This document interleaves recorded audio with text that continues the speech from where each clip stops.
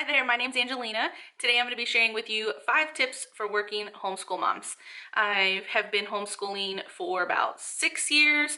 I haven't sent my daughter to public school, so I always say the whole time, her whole life, 11 years. But the entire time we've been officially homeschooling, I have worked full time.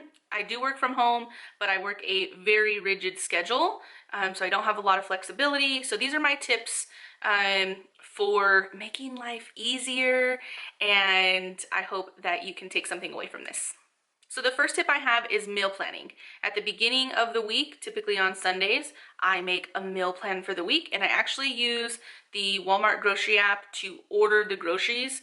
I will kind of write out what we're gonna have every single day for dinner. I only cook like 4 days a week because I tend to make way too much food, so we just eat the leftovers on the other days, which works out wonderfully for me because I don't like to cook that much. And I use the Instant Pot nearly for every single meal because it's just so stinking easy, and the food comes out so good, I think, because all like the juices and whatever gets in there. The base of the recipe, in my opinion, should be like 5 ingredients or less. The next thing I would add to that is just that you don't have to make a different cuisine every single day. I had it in my mind, and I honestly don't know where it came from. Maybe from watching other YouTubers or whatever, but you don't have to have a different cuisine every day. But on work days specifically, I am Instant Pot, 5 ingredients or less, super simple recipes that are tried and true. I don't go out of the box. I don't try to experiment much on the work days. I only plan dinners, and then I make a list of breakfast and lunch options. So like for breakfast, I'll say, these are our choices: oatmeal, waffles, and cereal for the week. And then same thing for lunch. So my second tip is to find your rhythm and make routines. This is really helpful, especially the younger the kids are, I feel like, because they don't fully understand like why they're doing certain things, or like why this has to go before that, and so on. So creating a rhythm and creating a routine helps things run way more smooth. You don't have to be reminding and begging and pleading and bribing to get the kids like moving along the day. Anything that you can find a routine for, make it a routine. We have a specific morning routine. Like she gets up, I even forget what her routine is. She'll get up, have breakfast, do her hair, brush her teeth, get dressed, and then start school. So that's her morning routine. She knows she's supposed to get that done. I have been lenient in the past, honestly, on like enforcing it, and when she doesn't get up and do her routine, school gets pushed out indefinitely, honestly. So sticking to the routines is one of like the most important things, especially the morning routine and night routines, I feel like. We also have a routine of doing independent schoolwork. So she has like a rhythm of things that she does for school, things that she knows she has to do on her own. And of course she can ask questions and things like that, which I'll show in a different video, but she has work boxes that she works from. They're behind me. And she has a routine that she goes through every single day. So she knows that if she goes through her routine, she goes through her work boxes, or she does her work in a certain order, she's good to go. She's not going to get in trouble. She's not going to be, having to get reminded because she's off task and things like that. So setting that up where it's not something I have to plan out for her and make a checklist every single day has been so helpful. It's just been a lifesaver for me. In the morning, I don't have to remind her so much about what to do and then what's next and what's next and what's next and what's next. It's more like a flow. My third tip is to pick outfits once a week. She's 11, so she likes to get in there and take all the clothes off the hangers and throw them all over the place. And then guess where all those clean clothes land up? I know you know what I'm saying. They go back in the dirty clothes and they make me want to pull my hair out. I'm off on Thursday, we do all the laundry, have her pick her bins, and then she knows if she pulls from something else, there's gonna be a price to pay. We do capsule wardrobes, so all the clothes pretty much match.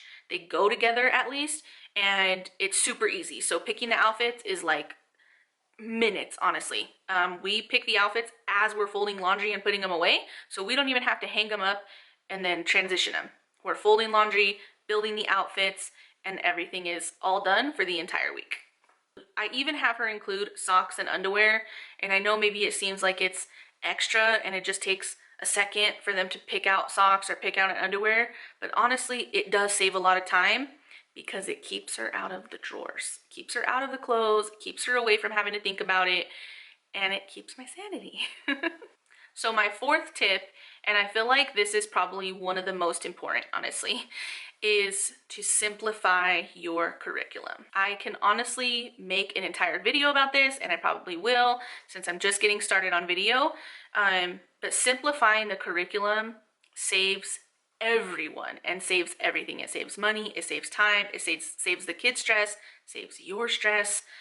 And that is honestly one of the best things that I've allowed myself to do over the years, is to simplify our our expectations about what a curriculum is going to do and how you need to use it and how you need to stay by the book. That's the biggest thing that I have found to make homeschooling go so much smoother and so much easier for her and for me. It's just better all around. Something that you can do with the curriculum is find things that are really easy to follow.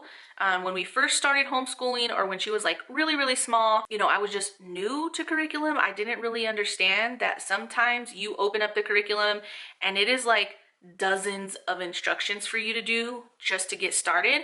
And not only in the beginning, every single day. Like, pull this material out, write this down, teach this lesson, watch this video. That gets really overwhelming when you have a limited time to homeschool and a limited time to teach lessons because you're out of the house most of the day or you're busy most of the day. You need things that are like quick and easy. The more simple that the instructions are for you as the parent, the more likely you are to actually want to do the curriculum, and your engagement in the curriculum is going to reflect onto them and how they feel about it. If you don't even want to do it because it's like 550,000 instructions, you're not going to want to teach it. You're going to be getting frustrated.